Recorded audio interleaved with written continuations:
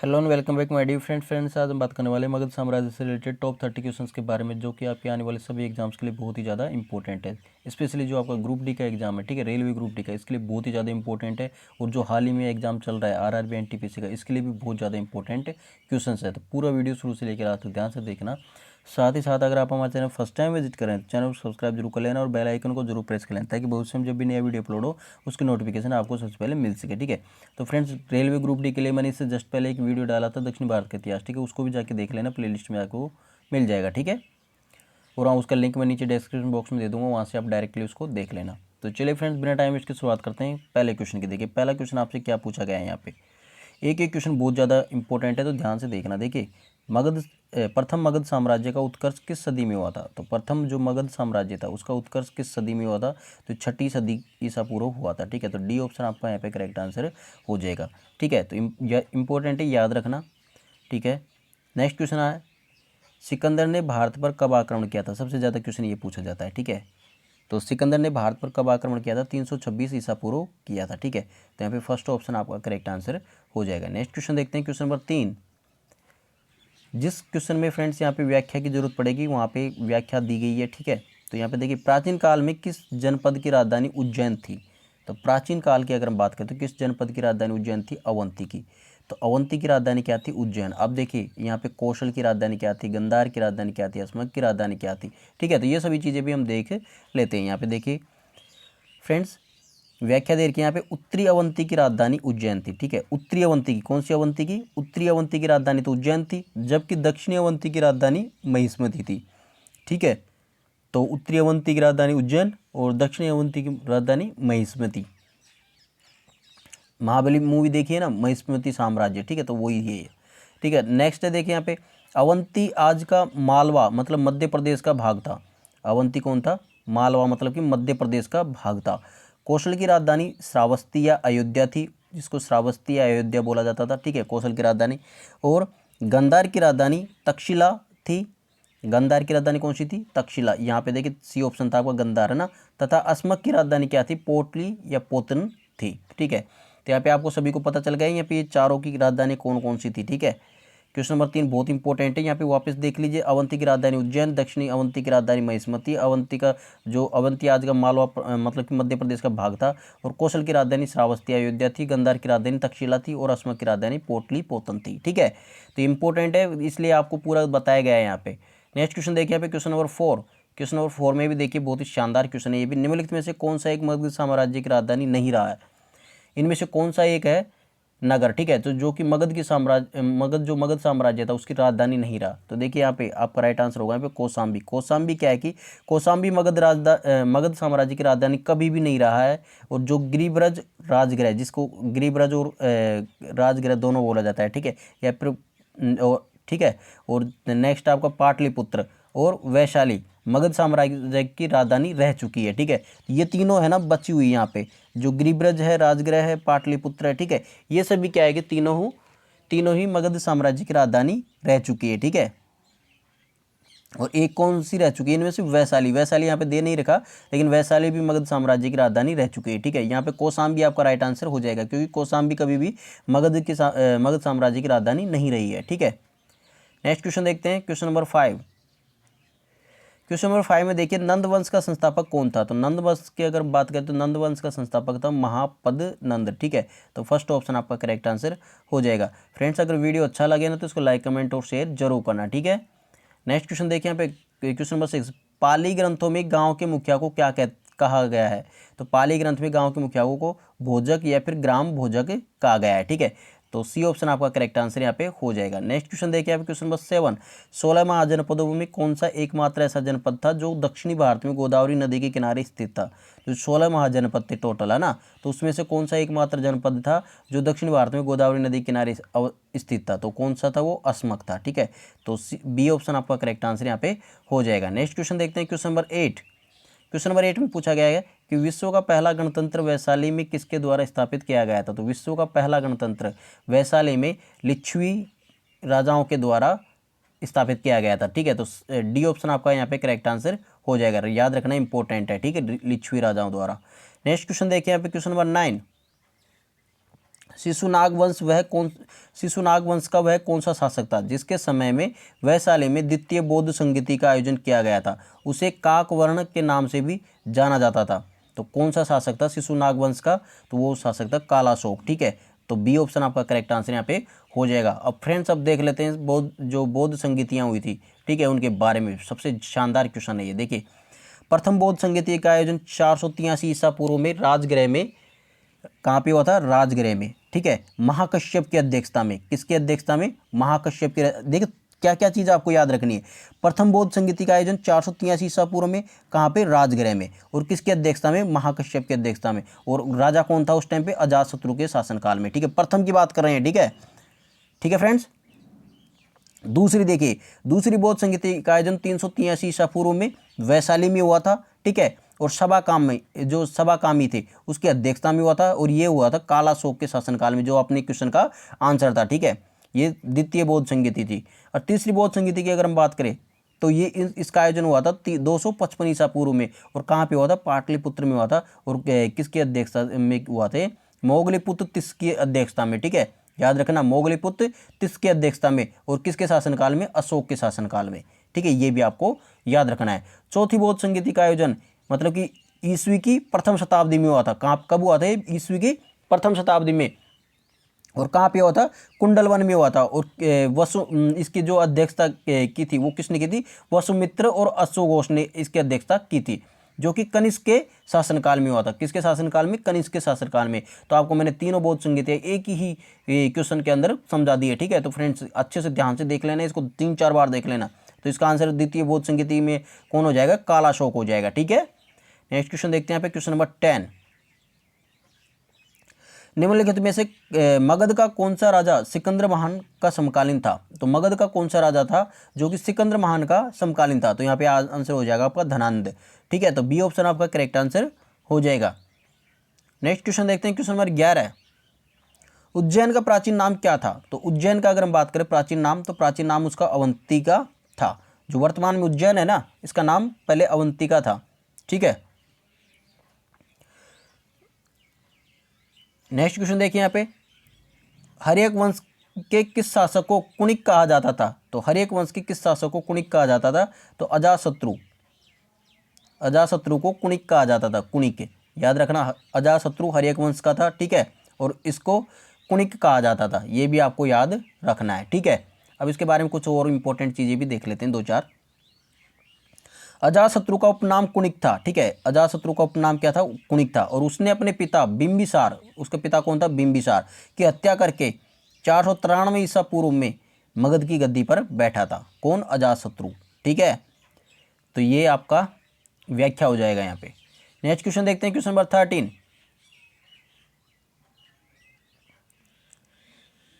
ये वाला क्वेश्चन देखिए, क्वेश्चन नंबर 13। अभिलेखीय साक्ष्य से प्रकट होता है कि नंद राजा के आदेश से कहाँ पर एक नहर खोदी गई थी? तो जो अभिलेखीय साक्ष्य है उससे प्रकट होता है कि नंद राजा के आदेश से कहाँ पर एक नहर खोदी गई थी। तो आपका राइट आंसर होगा यहाँ पे कलिंग में। ठीक है, कहाँ पे खोदी गई थी? कलिंग में। कलिंग में एक नहर खोदी गई थी। ठीक है, तो सी ऑप्शन आपका करेक्ट आंसर हो जाएगा यहाँ पे। नेक्स्ट क्वेश्चन देखिए यहाँ पे, क्वेश्चन नंबर 14। बिंबिसार के समय में मगध की राजधानी कौन सी थी? तो बिंबिसार के समय में मगध की राजधानी कौन सी थी? राजगृह। ठीक है, तो सी ऑप्शन आपका करेक्ट आंसर यहाँ पे हो जाएगा। देखिए, हर्यक वंश के संस्थापक बिंबिसार। हर्यक वंश का संस्थापक कौन था? हर्यक वंश, याद रखना, हर्यक वंश का संस्थापक कौन था? बिंबिसार। बिंबिसार, एक बात और बता देता हूँ फ्रेंड्स यहाँ पे, तो बिंबिसार था कौन?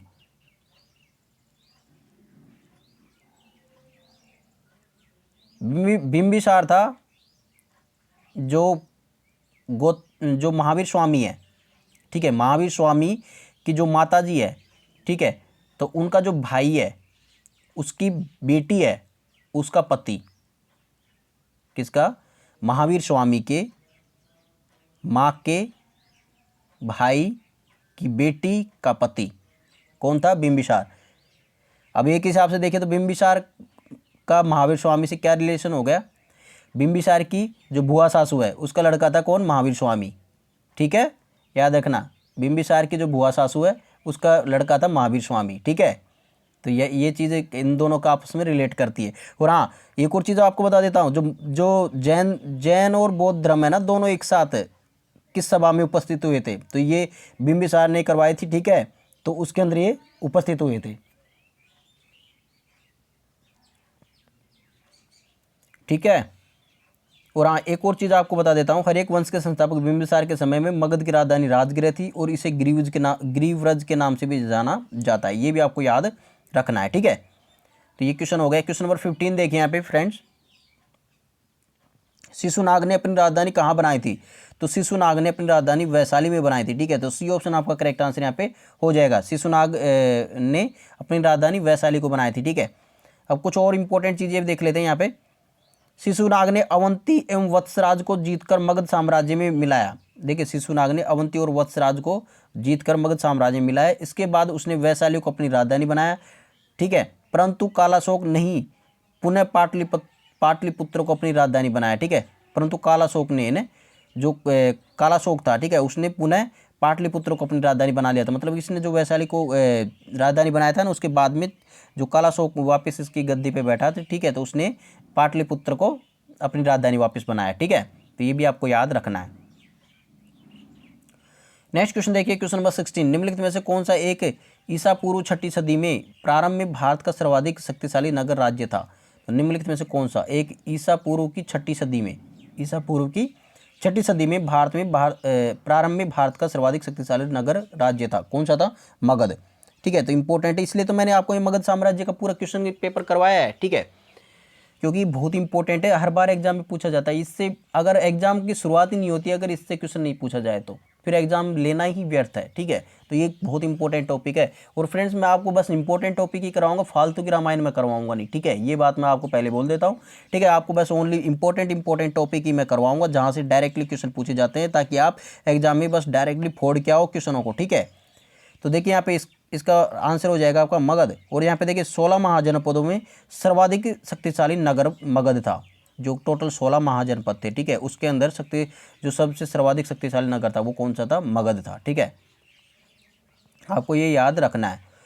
नेक्स्ट क्वेश्चन देखिए, क्वेश्चन नंबर 17, उस राज्य का नाम बताए जिसने पहली बार युद्ध में हाथियों का इस्तेमाल किया था। तो उस राज्य का नाम बताए जिसने पहली बार युद्ध में हाथियों का इस्तेमाल किया था। तो मगध साम्राज्य था, ठीक है, उसने पहली बार हाथियों का युद्ध में हाथियों का उपयोग किया था, ठीक है। देखिए, मगध साम्राज्य ने पहली बार युद्ध में हाथियों का इस्तेमाल किया। मगध राज्य में पाए जाने वाले जंगलों में हाथी पर्याप्त संख्या में थे, जिनका प्रयोग मगध सेना में किया गया था, ठीक है। ये भी आपको याद रखना है, इंपॉर्टेंट है। नेक्स्ट क्वेश्चन देखिए, क्वेश्चन नंबर 18, सिकंदर के आक्रमण के समय उत्तर भारत पर निम्नलिखित राजवंशों में से किस एक का शासन था? तो उत्तर भारत की बात करें हम, है ना। दक्षिण भारत का तो मैंने आपको कल करवा दिया एक, है ना। दक्षिण भारत का इतिहास तो मैंने आपको पूरा बता दिया कल, एक ही वीडियो में मैंने जो 30 क्वेश्चन कराए थे, बस उसको जाके रट्टा मार लेना, पूरा कंप्लीट है दक्षिण भारत का इतिहास। अब उत्तरी भारत का इतिहास सीमित तो चल रहा है, ठीक है। तो यहाँ पे देखिए, सिकंदर के आक्रमण के समय उत्तर भारत पर निम्नलिखित राजवंशों में किस एक का शासन था? तो नंद वंश का शासन था। कब? सिकंदर के आक्रमण के समय में, ठीक है। तो यहाँ पे फर्स्ट ऑप्शन आपका करेक्ट आंसर हो जाएगा। नेक्स्ट क्वेश्चन देखिए, क्वेश्चन नंबर 19, नंदवंश का अंतिम शासक कौन था? तो नंदवंश का अंतिम शासक धनानंद था, ठीक है, धनानंद, ठीक है। इंपॉर्टेंट याद रखना, जिसको कि चंद्रगुप्त मौर्य ने हराकर उसकी गद्दी पर बैठा था, ठीक है। देखिए यहाँ पे नंदवंश का संस्थापक की बात करें तो महापद नंद था, और अंतिम शासक कौन था? धनानंद था, ठीक है। कौन था? धनानंद, ठीक है। ये भी आपको याद रखना है। नेक्स्ट है क्वेश्चन नंबर 20, मगध साम्राज्य का अंतिम विस्तार कलिंग विजय के रूप में था। इसकी शुरुआत किस विजय से हुई थी? तो मगध साम्राज्य का अंतिम विस्तार कलिंग विजय के रूप में था, ठीक है। तो इसकी शुरुआत किस विजय से हुई थी? अंग से, ठीक है। जो अंग देश की शुरुआत थी, ठीक है, अंग से इसकी शुरुआत हुई थी। अंग साम्राज्य से इसकी शुरुआत हुई थी। मगध साम्राज्य का अंतिम विस्तार कलिंग विजय के रूप में था, उसकी शुरुआत अंग देश से हुई थी, ठीक है। तो बी ऑप्शन आपका करेक्ट आंसर यहाँ पे हो जाएगा। नेक्स्ट क्वेश्चन देखिए, हमें क्वेश्चन नंबर 21, पटना शहर का पुराना नाम क्या था? तो पटना शहर का पुराना नाम पाटलिपुत्र था, ठीक है। तो बी ऑप्शन आपका करेक्ट आंसर यहाँ पे हो जाएगा, ठीक है। याद रखना, पटना शहर का पुराना नाम क्या है? पाटलिपुत्र।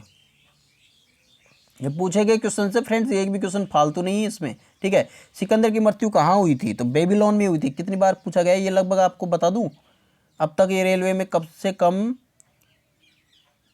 15-16 बार ये क्वेश्चन पूछ लिया गया होगा, ठीक है। ये जी सिकंदर की मृत्यु कब हुई थी, कहाँ पे हुई थी, ठीक है, तो ये बेबीलोन में हुई थी, ये आपको रट्टा मार लेना है, बेबीलोन में, ठीक है। तो बी ऑप्शन आपका करेक्ट आंसर हो जाएगा।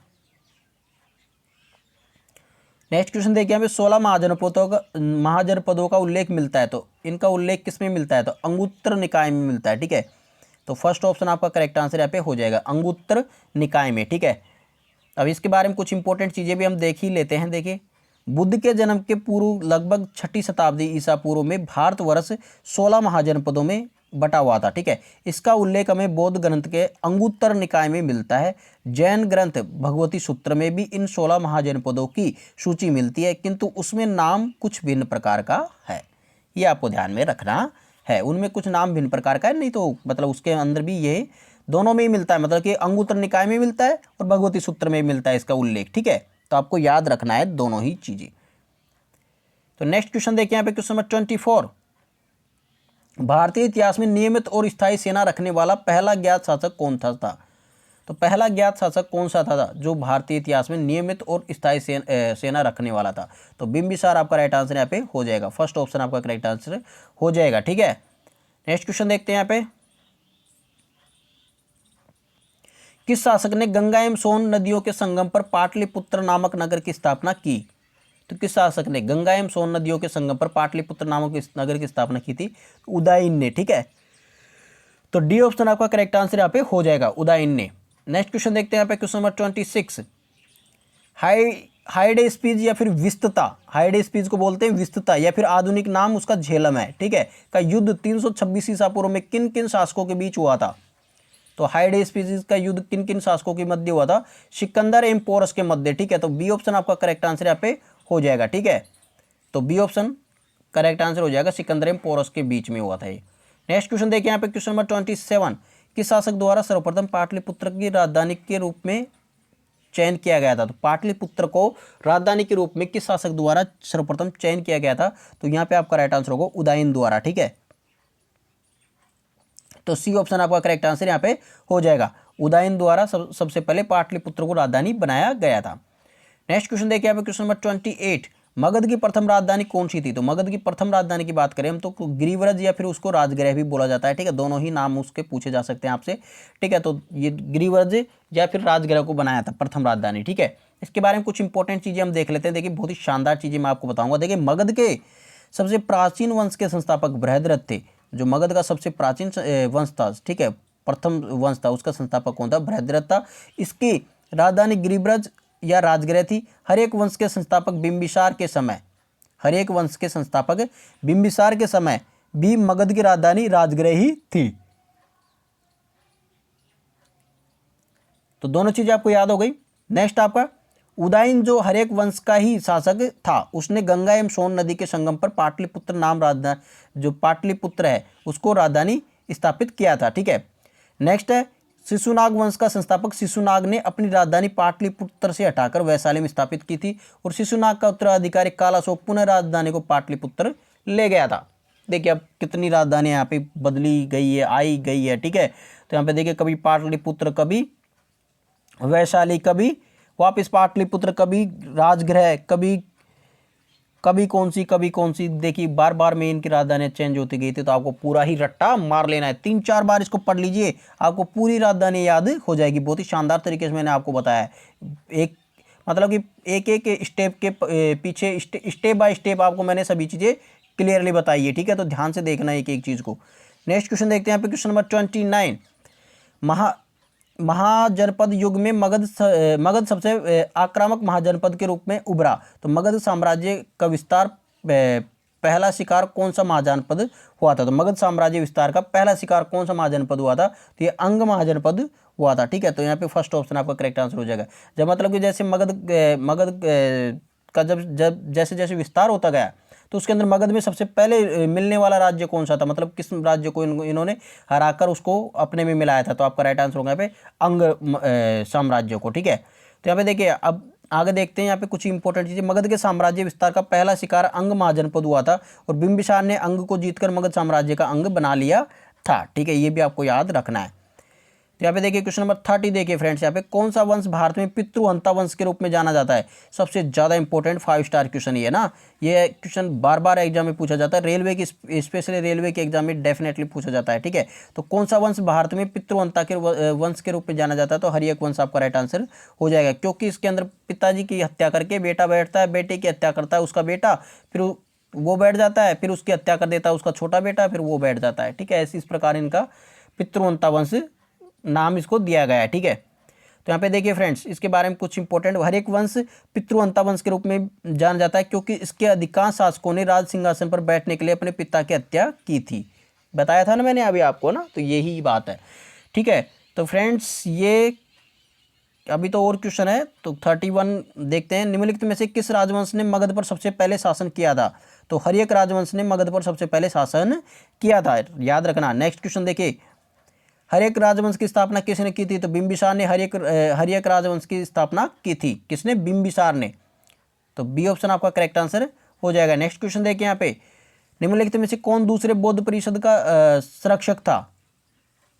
तो दूसरे बौद्ध परिषद का संरक्षक कौन था? कालाशोक। मतलब कि किसके शासनकाल में दूसरी जो बौद्ध संगीति हुई थी वो हुई थी, कहने का मतलब। ठीक है, तो कालाशोक अभी मैंने आपको थोड़ी देर पहले तो बताया था। ठीक है, कालाशोक के शासनकाल में द्वितीय बौद्ध संगीति हुई थी। ठीक है, याद रखना है फ्रेंड्स आपको ना। और तृतीय बौद्ध संगीति अशोक के शासनकाल में, चतुर्थ कनिष्क के शासनकाल में। ठीक है, तो वो भी चीज़ें आपको याद रखनी है। नेक्स्ट क्वेश्चन देखिए यहाँ पे, क्वेश्चन नंबर 34, नंदवंश का राजा कौन था जब अलेक्जेंडर ने 327 से 326 ईसा पूर्व में भारत पर हमला किया था? तो नंदवंश का राजा उस टाइम पे कौन था? तो धनानंद आपका राइट आंसर यहाँ पे हो जाएगा। ठीक है, तो डी ऑप्शन आपका करेक्ट आंसर हो जाएगा। जब अलेक्जेंडर ने 327 से 326 ईसा पूर्व में भारत पर हमला किया था, तो उस वक्त धनानंद नंदवंश का राजा था। नेक्स्ट क्वेश्चन है फ्रेंड्स यहाँ पे, क्वेश्चन नंबर 35, निम्नलिखित में से कौन सा प्राचीन ग्रंथ जिसमें चंद्रगुप्त मौर्य द्वारा नंदों को उखाड़ने के संबंध में उल्लेख किया गया है? ठीक है, तो यहाँ पे आपका राइट आंसर होगा क्या? मुद्रा राक्षस। ठीक है, अब मुद्रा राक्षस के लेखक कौन थे? नीचे कमेंट बॉक्स में लिखकर आपको बताना है मुझे। नीचे कमेंट बॉक्स में जिसने भी वीडियो देखा है उसको बताना है कि मुद्रा राक्षस का लेखक कौन था। ठीक है फ्रेंड्स, तभी मुझे पता चलेगा कि आप कितने एक्टिव हो, कितने आपको याद है, कितने कुछ नहीं है। ठीक है, तो मुद्रा राक्षस के लेखक कौन है ये आपको नीचे कमेंट बॉक्स में लिखकर बताना है। ठीक है, नेक्स्ट क्वेश्चन देखिए यहाँ पे, क्वेश्चन नंबर 36, शैल्यूकस ने अपने राजदूत मेगास्थनीज को किस मौर्य राजा के दरबार में भेजा था? तो शैल्यूकस ने अपने राजदूत मेगास्थनीज को चंद्रगुप्त मौर्य के दरबार में भेजा था। तो आपका बी ऑप्शन आपका करेक्ट आंसर यहाँ पे हो जाएगा। नेक्स्ट क्वेश्चन देखते हैं, क्वेश्चन नंबर 37, निम्नलिखित में से कौन प्रथम बौद्ध परिषद का संरक्षक था? तो प्रथम बौद्ध परिषद का संरक्षक कौन था इसमें से? अजातशत्रु। देखिए, प्रथम बौद्ध परिषद हुई थी उसका संरक्षक अजातशत्रु। ठीक है, द्वितीय हुई थी उसका कालाशोक। ठीक है, तृतीय हुई थी उसका अशोक। ठीक है, चतुर्थ हुई थी उसका कनिष्क। मतलब कहने का मतलब है कि कनिष्क के शासनकाल में हुई थी। पहले अजातशत्रु के में, फिर कालाशोक के शासनकाल में, फिर अशोक के शासनकाल में, फिर कनिष्क के शासनकाल में। ठीक है, तो ये बौद्ध संगीतियाँ हुई थी, ये आपको याद रखना है। पहली अजातशत्रु के में, दूसरी कालाशोक में, तीसरी इसके अशोक के, और चौथी कनिष्क के शासनकाल में।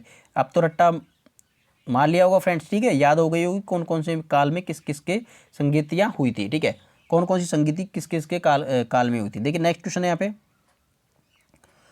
निम्नलिखित में से किस भारतीय राजा ने पहली बार शिलालेख पर अपने योगदान को लिखवाया था? तो शिलालेख पर पहले बार अपने योगदान को लिखवाया था तो अशोक ने लिखवाया था। ठीक है, तो डी ऑप्शन आपका करेक्ट आंसर यहाँ पे हो जाता है। नेक्स्ट क्वेश्चन देखते हैं यहाँ पे, क्वेश्चन नंबर 39, वो कौन सा पहला भारतीय राजा था जिसने अपने आप को शक्तिशाली बनाने के लिए वैवाहिक गठजोड़ की शुरुआत किया था? तो अपने आप को शक्तिशाली बनाने के लिए वैवाहिक गठजोड़ की शुरुआत किस राजा ने की थी? तो देखिए बिंबिसार ने की थी। ठीक है, तो बी ऑप्शन आपका करेक्ट आंसर यहाँ पे हो जाएगा। बिंबिसार ने पहला भारतीय राजा था जिसने अपने आप को शक्तिशाली बनाने के लिए वैवाहिक गठजोड़ की शुरुआत की थी। ठीक है, नेक्स्ट क्वेश्चन देखिए यहाँ पे, क्वेश्चन नंबर 40, निम्नलिखित में से किस प्राचीन भारतीय ने ईरान का राजा दरीस की तरह शिलालेख जारी किया था? तो आपका राइट आंसर होगा यहाँ पे अशोक ने। तभी तो अशोक के 14 अभिलेख मिलते हैं। ठीक है, तो अशोक के जो मिलते हैं ना ये अभिलेख, तो इन्होंने ऐसे ही जो दरियुस था। ठीक है, राजा जो यहाँ पे ईरान का राजा था दरियुस। ठीक है, उसकी तरह यहाँ पे शिलालेख इन्होंने छपवाए थे। ठीक है, शिलालेखों पे उसके राज्य के बारे में सब कुछ पूरी डिटेल वहाँ पे छपवाई थी। तो ये तभी तो 14 शिलालेखों में इसके राज्य का जो जितना भी इसका शासन था उसके बारे में जानकारी मिलती है। ठीक है, तो ये फ्रेंड्स ये हमारे टॉप 40 क्वेश्चन थे। आई होप फ्रेंड्स आज की वीडियो आप सभी को पसंद आएगी। इसी प्रकार मैं आपके लिए इंपॉर्टेंट वीडियोस डेली रोज लाता रहूँगा। ठीक है, तो चैनल को सब्सक्राइब करना मत भूलना और बेल आइकन को प्रेस करना भी मत भूलना, ताकि जब भी नए वीडियो अपलोड हो उसकी नोटिफिकेशन आपको सबसे पहले मिल सके। चलिए फ्रेंड्स, आई होप आज की वीडियो आप सभी को पसंद आएगी। वीडियो पसंद आए तो उसको लाइक कमेंट और शेयर जरूर करना। चलिए, wish you good luck for your next exams. मिलते हैं अगले वीडियो के साथ, तब तक take care and god bless you और बाय।